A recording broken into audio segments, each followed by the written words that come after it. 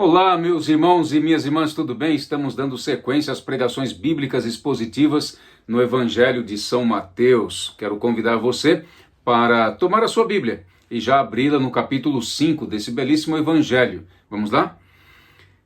Vendo Jesus as multidões, subiu ao monte, e como se assentasse, aproximaram-se dele os seus discípulos, e ele passou a ensiná-los, dizendo... Agora quero que você me acompanhe nos dois últimos versículos que fecham este Sermão da Montanha, capítulo 7, versículos 28 e 29. Quando Jesus acabou de proferir estas palavras, estavam as multidões maravilhadas da sua doutrina, porque ele as ensinava como quem tem autoridade e não como os escribas. Amém? Vamos orar? Vamos pedir que o Senhor encha o nosso coração de luz, de discernimento, de sabedoria, para a gente entender a palavra de Deus. Senhor nosso Deus, nesse momento a Tua palavra foi aberta, lida, será explicada e aplicada, mas não queremos fazê-lo e não temos nenhuma pretensão. Que o Senhor possa então enviar o Teu Espírito Santo para iluminar a nossa mente, o nosso coração e revelar a Tua palavra, a Tua vontade para nossa edificação, para nossa salvação, em nome de Jesus, nosso Deus, nosso Rei Salvador. Amém. Meus irmãos e minhas irmãs, estamos agora iniciando uma nova sessão desse belo Evangelho de São Mateus, o Sermão da Montanha. Logo na sequência, nós veremos os milagres realizados por Jesus, tá bem? Mas vamos demorar algumas semanas nesse sermão de Jesus, porque ele traz lições preciosas para a nossa vida, para a vida da sua igreja e do preparo dela para encontrá-lo quando voltar a essa terra com poder e grande glória. Sabe, ao longo do tempo, muitos pregadores, excelentes pregadores, pregaram excelentes sermões que até hoje são citados nos meios teológicos. Esses sermões foram poderosos, magníficos, converteram milhares e milhares de pessoas ao longo do tempo e até hoje inspiram e convertem pecadores. São sermões bíblicos, profundamente bíblicos, cheios da pessoa de Jesus Cristo e também da sua salvação. Esses pregadores eram homens de oração, de jejum, de vigília, de estudos profundos das Escrituras Sagradas e totalmente envolvidos na salvação de pecadores. Isto mesmo. Sua maior preocupação era a edificação do corpo de Cristo e a salvação de homens e mulheres de todos os cantos da terra. Esses pregadores tiveram e têm um grande valor e os seus sermões também o têm. Eis aqui, vou mostrar para vocês alguns desses grandes pregadores e desses grandes sermões apresentados, pregados, expostos por eles. Você já ouviu falar de um homem, de um pregador da palavra de Deus chamado George Whitefield, 1714-1770? Certa ocasião ele pregou um sermão intitulado O Senhor, Nossa Justiça, baseado em 1 Coríntios capítulo 1, versículo 30, que diz assim, mas vós sois dele, em Cristo Jesus, o qual se nos tornou da parte de Deus sabedoria e justiça. Esse sermão lembra o fato de que todos nós somos justificados por Deus e não por nossa própria justiça. E os corações, quando ouviram esta mensagem, foram derretidos, tocados pelo poder da palavra de Deus. Tem um outro grande pregador que a história registrou, chamado Thomas Chalmers. Ele é de 1780, falecido em 1847. Ele pregou, certa ocasião, um sermão chamado O Poder Expulsivo de um Novo Afeto, baseado em 1 João, capítulo 2, verso 15, que diz assim, não ameis o mundo, nem as coisas que há no mundo, porque se alguém ama o mundo, o amor do Pai não está nele. Esse pregador explica como os nossos corações mudam.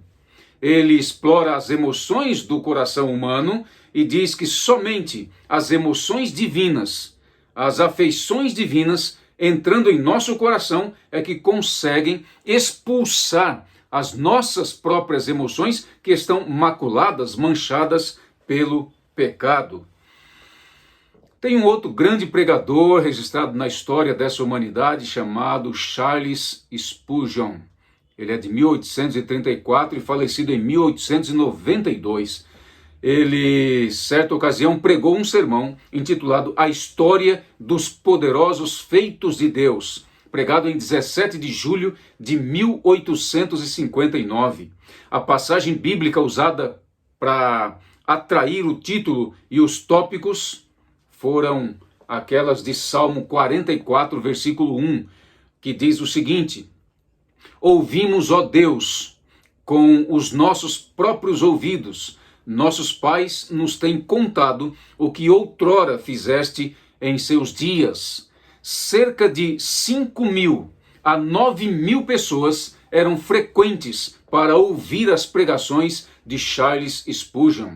Um grande homem de Deus, Spurgeon foi feliz ao expor um sermão tópico, simples, mas que exprime uma tremenda realidade em nossos dias, como foi em seus próprios dias. Ele deu um título e dividiu seu sermão em 3 tópicos. O primeiro tópico foi o seguinte: as maravilhosas histórias que temos ouvido sobre os antigos feitos do Senhor.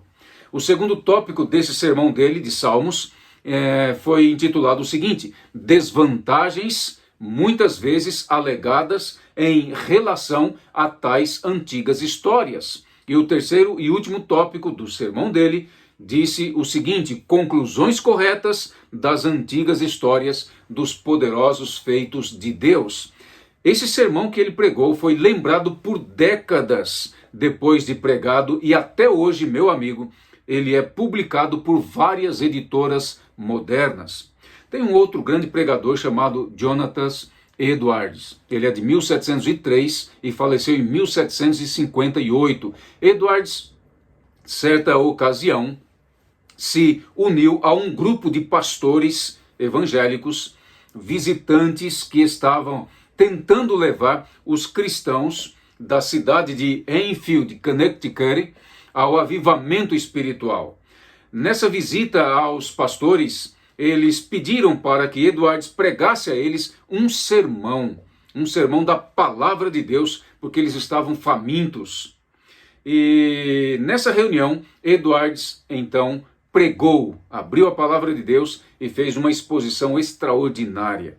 Edwards intitulou seu sermão como Pecadores nas mãos de um Deus irado. Esse sermão é de 8 de julho de 1741, pregado em Connecticut, Estados Unidos. O texto que ele usou foi o de Deuteronômio 32:35, que diz o seguinte: minha é a vingança e a recompensa, ao tempo que resvalar o seu pé, porque o dia da sua ruína está próximo, e as coisas que lhes hão de suceder se apressam a chegar. Neste verso está indicada a vingança de Deus sobre os pecaminosos e descrentes israelitas do passado, que eram um povo visivelmente de Deus e que viviam sob a graça de Deus, mas não a valorizava, mesmo vendo as maravilhosas obras das mãos poderosas de Deus. Eles permaneciam no pecado, continuavam a prática do pecado, produzindo frutos amargos e venenosos. A expressão que Edwards escolheu foi ao tempo que resvalar o seu pé. Dentro dessa expressão, Edwards aborda fatos relativos à punição e também à destruição de pecadores não arrependidos e exalta ao mesmo tempo a graça soberana de Deus como o único meio de livrar os pecadores do fogo do juízo final. Meus queridos amigos e minhas queridas amigas, o sermão que este homem pregou teve 10 pontos de exposição sequenciada. e 4 pontos de aplicação. Eduardes falou do fogo do juízo de Deus como algo real, enfatizou o julgamento de Deus e a misericórdia de Deus. Eduardes também apresentou Deus como o juiz perfeitamente justo, que está corretamente indignado em face da rebelião dos seres humanos contra o seu amor. Ao mesmo tempo, Deus havia se restringido misericordiosamente por um tempo na execução de seus juízos para dar aos pecadores uma oportunidade de receberem o amor redentor de Cristo e serem salvos da condenação horrível, justa e certa. No final do seu sermão, Eduardes apelou da seguinte maneira: ó pecador, considere o terrível perigo em que você está. Você está pendurado em um fio muito fino e as chamas da ira divina estão ao seu redor, prontas para cada momento queimá-los e queimá-lo totalmente, plenamente. E nada, absolutamente nada, você tem em que se segurar para salvar a si mesmo. Nada que possa fazer nenhum de vocês, nada, absolutamente nada, salvará vocês. Deus só pode poupá-los se vocês receberem no coração a sua graça, a sua misericórdia. Jonatas Eduardes nunca terminou esse sermão. Nunca. Sabe por quê? O tumulto tomou conta de todos aqueles que estavam lhe ouvindo. Foram tomados por gritos, lamentos e clamores, dizendo em alta voz, bem alta: o que farei para ser salvo? Ó Deus, o que farei para ser salvo? Ó, eu estou indo para o fogo do juízo final de Deus. Ó, o que farei por Cristo? E um dos ministros ali presentes registrou que os gritos agudos e clamores eram comoventes, cheios de lágrimas, de desespero, admiráveis. Várias pessoas foram esperançosamente mudadas naquela noite. Oh, que prazer e alegria havia em seus semblantes, diz aquele que estava ali como uma testemunha ocular deste grande momento da exposição da palavra de Deus por Eduardes. Esse sermão dele foi pregado e distribuído para várias pessoas e congregações de todos os cantos do mundo naquela ocasião. E a publicação dele chegou a 1741 duplicagens. Esse sermão foi conservado e traduzido para diversas línguas. A primeira versão em português foi publicada na década de 1980 pela Publicações Evangélicas Selecionadas, que continua imprimindo, meu amigo, até hoje, poderoso sermão de Jonatas Eduardes. O sermão está disponível hoje nas redes, na internet. Você pode ter acesso facilmente a este poderoso sermão. Agora atenção, mesmo sendo excelentes sermões, desses gigantes da pregação da palavra de Deus, e mesmo sendo cheios da pessoa de Cristo e da salvação de Cristo, nenhum desses sermões, nenhum deles pode ser comparado ao sermão do grande mestre da Galileia, o nosso Senhor e Salvador Jesus Cristo, o maior e mais excelente pregador de todos os tempos. Ele não só pregava fielmente a palavra de Deus, mas era ele próprio a palavra de Deus encarnada. Era ele próprio a sabedoria encarnada. Era ele próprio o poder encarnado. Era ele próprio a esperança encarnada. Era ele próprio a vida encarnada.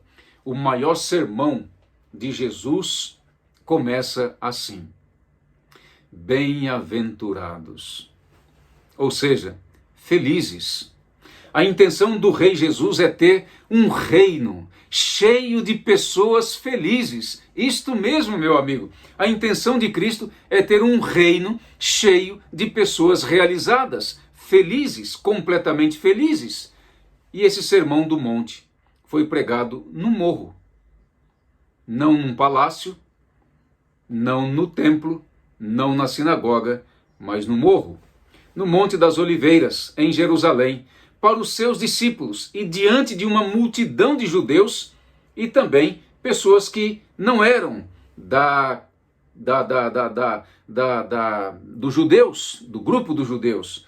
E o Sermão do Monte termina da seguinte maneira: quando Jesus acabou de proferir estas palavras, estavam as multidões maravilhadas da sua doutrina, porque ele as ensinava como quem tem autoridade e não como os escribas.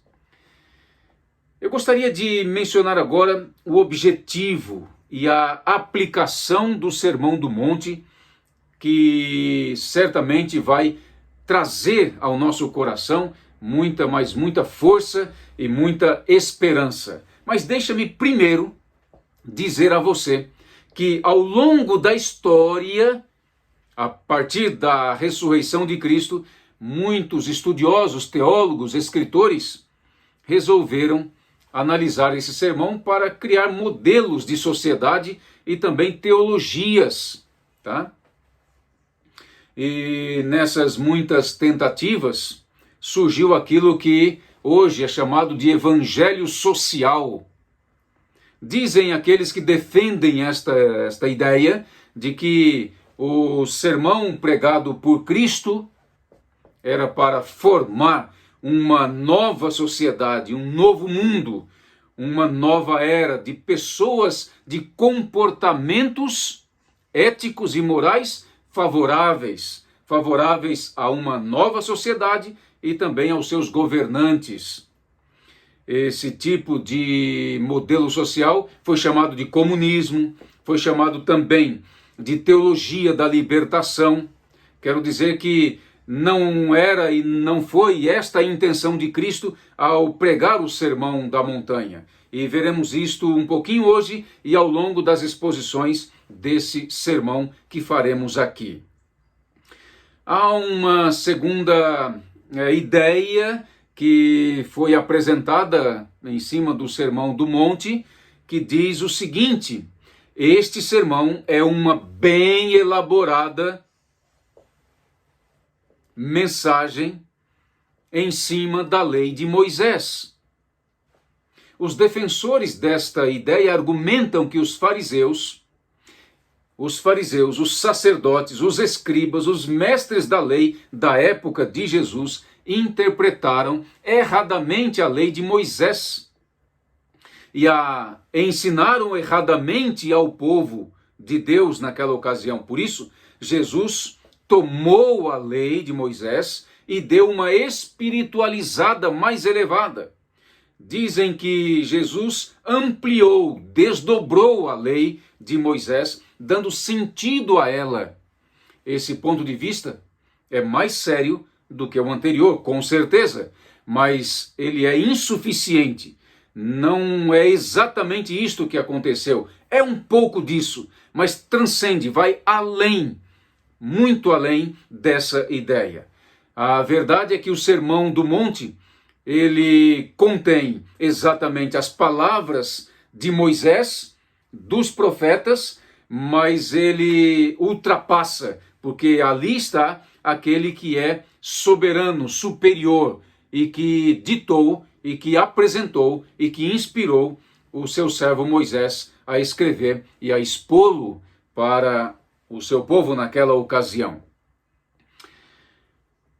Uma terceira tentativa de explicar esse sermão da montanha e ao mesmo tempo utilizá-lo como uma teologia ou um modelo para esta nossa vida é aquilo que se chama de ponto de vista dispensacional, o famoso dispensacionalismo.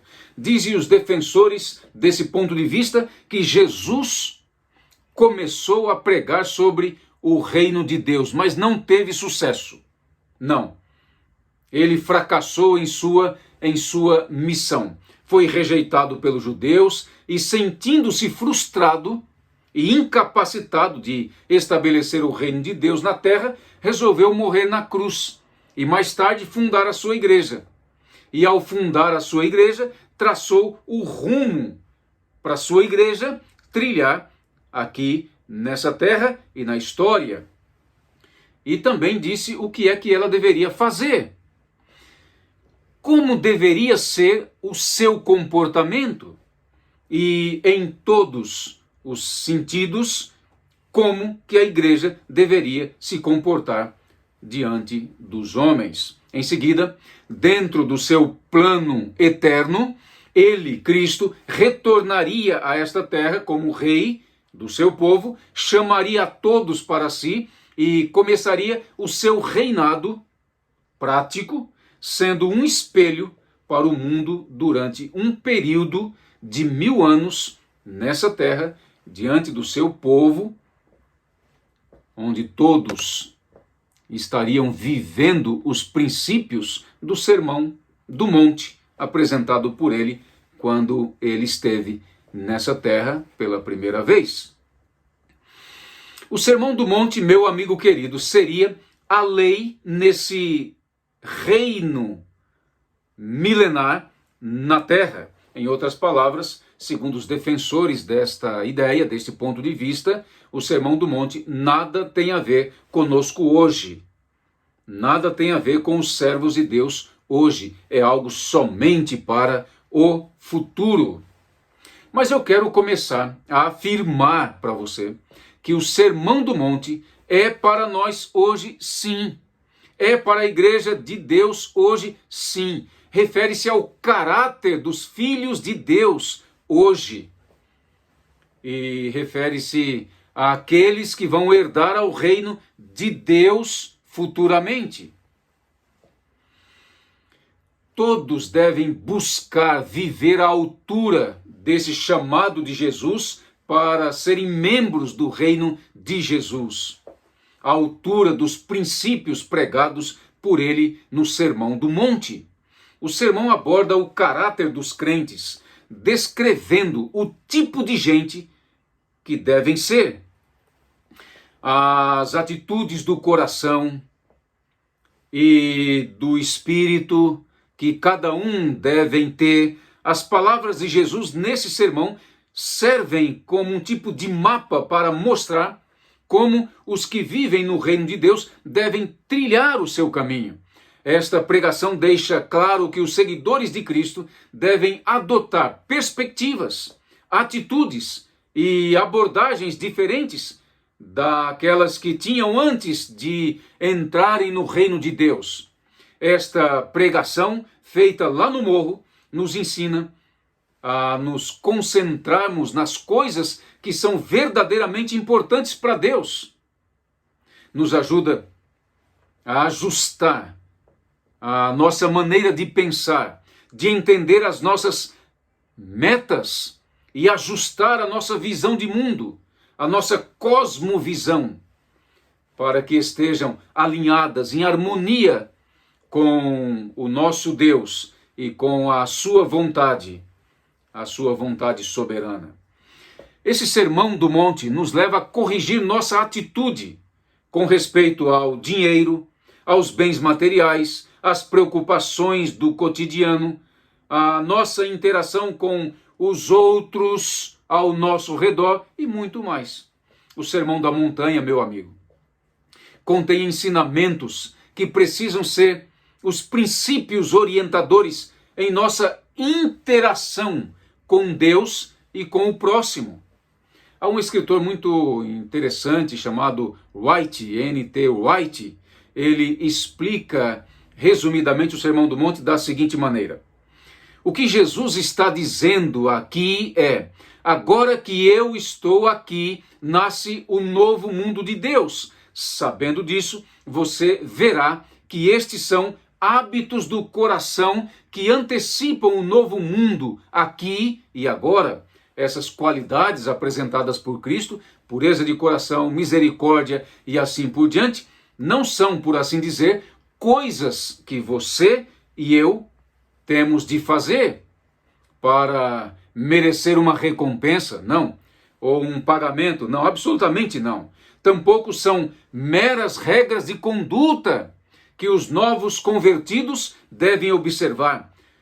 São em si os sinais da vida, a linguagem da vida, a vida da nova criação, a vida da nova aliança, a vida que Jesus veio trazer para os seus filhos e para as suas filhas. Além de nos ensinar os princípios do reino, o sermão pregado por Jesus é sobre ele mesmo. E nessa parte final eu gostaria de uma maneira panorâmica, mostrar o Sermão do Monte como sendo uma expressão da própria pessoa de Jesus Cristo, nosso Rei, nosso Deus, nosso Salvador. Jesus foi o ser, meu amigo, mais humilde que já existiu na face da terra. Ele é a pessoa humilde. Não teria sentido nenhum ele dizer assim, bem-aventurados os humildes, porque deles é o reino dos céus, se aquele que estava pregando isto não fosse humilde em pessoa. Jesus disse certa ocasião, vinde a mim, todos os que estáis cansados e sobrecarregados, e eu vos aliviarei. Tomai sobre vós o meu jugo, e aprendei de mim que sou manso e humilde de coração, e achareis descanso para as vossas almas, porque o meu jugo é suave e o meu fardo é leve. Jesus é a pessoa humilde. Ele é o ser mais manso que já existiu na face da terra. Ele é a pessoa mansa. Bem-aventurados os mansos, porque herdarão a terra, disse o nosso Senhor. Ele é o ser mais justo que já existiu. Ele é a pessoa justa, a pessoa justiça. Ele é o Senhor justiça nossa. Ele é o ser mais misericordioso que já viveu. Ele é a pessoa misericordiosa. Bem-aventurados os misericordiosos, porque alcançarão a misericórdia. Ele é o ser mais limpo que já existiu. Ele é a pessoa limpa de coração. Bem-aventurados os limpos, disse ele, de coração. Ele é a nossa paz. Ele é aquele que foi perseguido por causa da justiça. Ele foi alvo de toda mentira, injustiça e engano. E ele diz, se vocês passarem por isso, bem-aventurados sois vós, porque perseguiram aqueles que viveram antes de vós e a mim também. Ele é o sal da terra, a luz do mundo. Ele é a palavra de Deus encarnada. Ele é o autor da mensagem.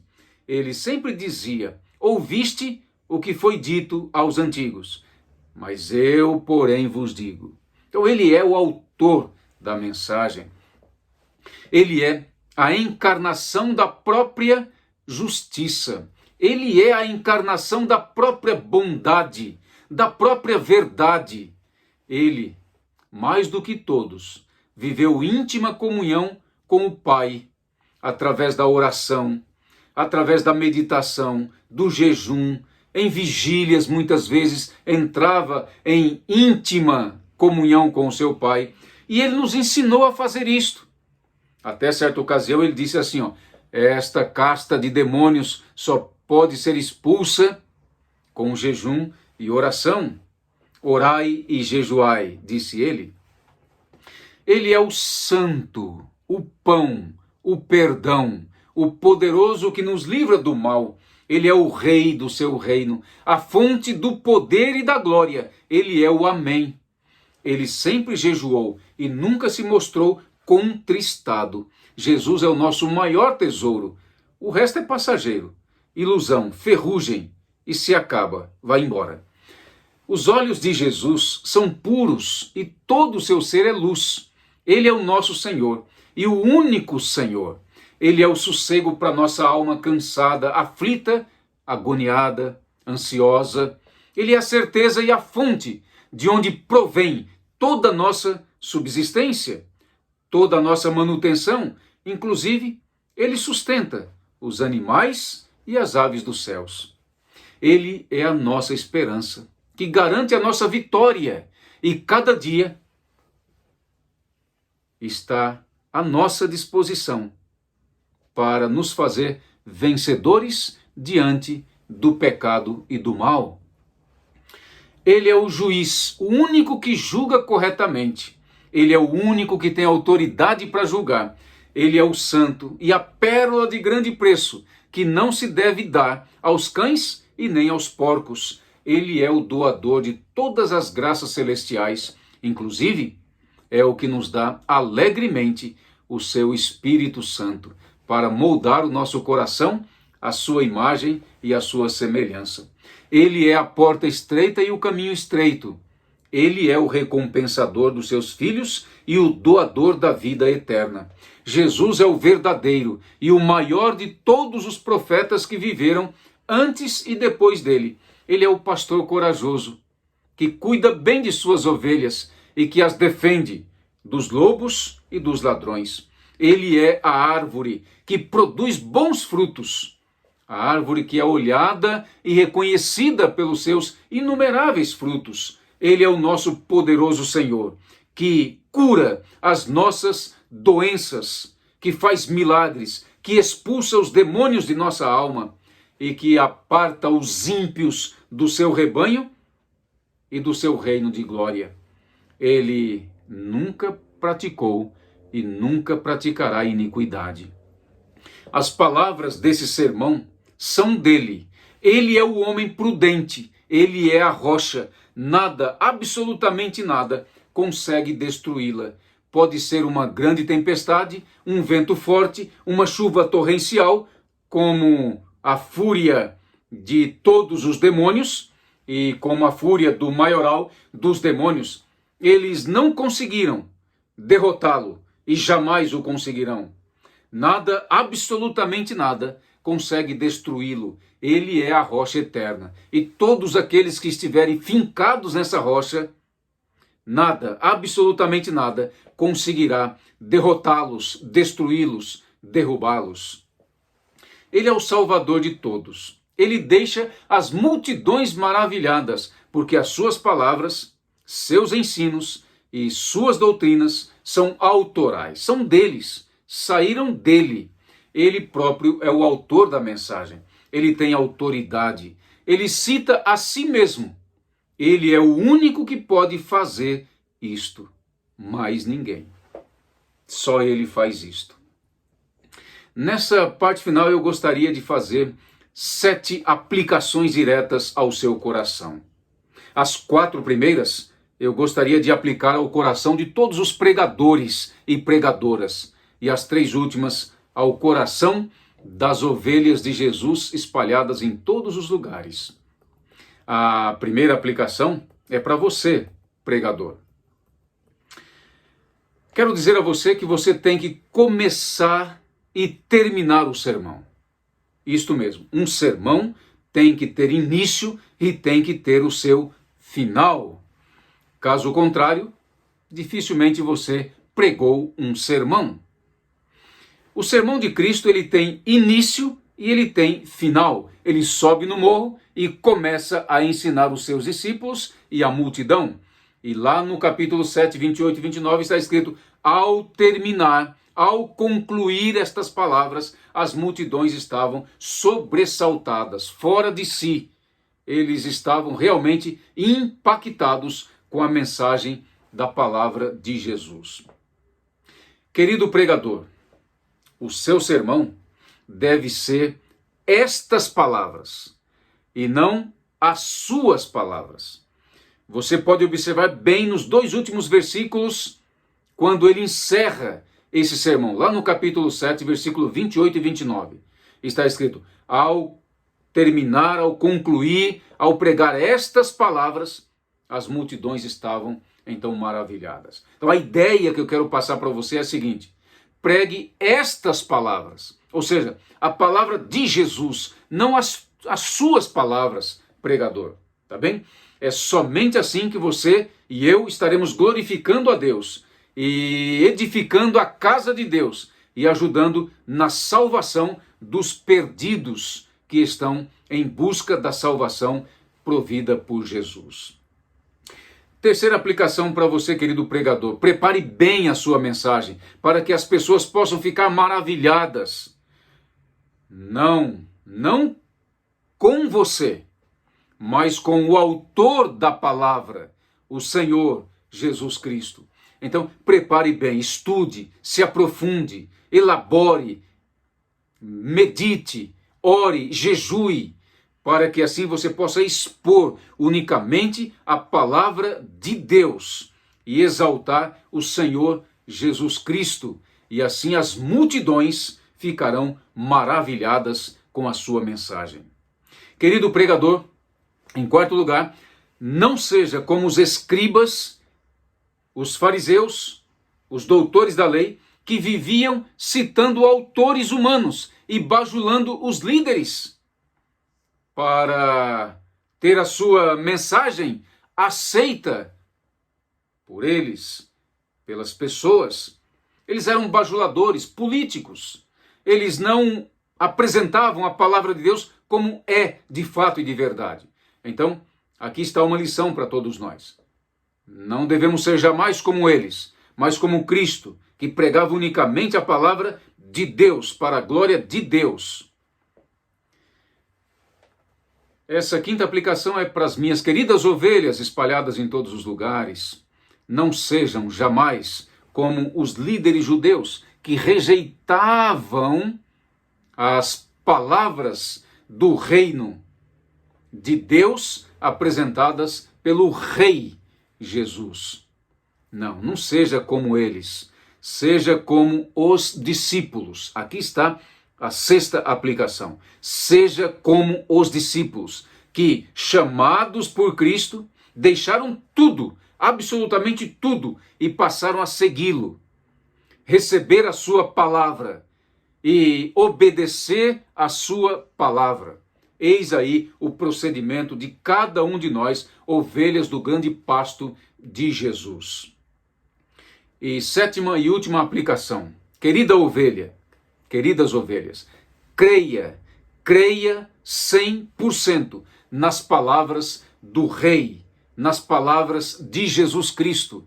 Se você crer e aceitar a palavra dele para a sua vida, você viverá uma nova vida aqui e em preparo estará para viver com ele no reino da sua glória.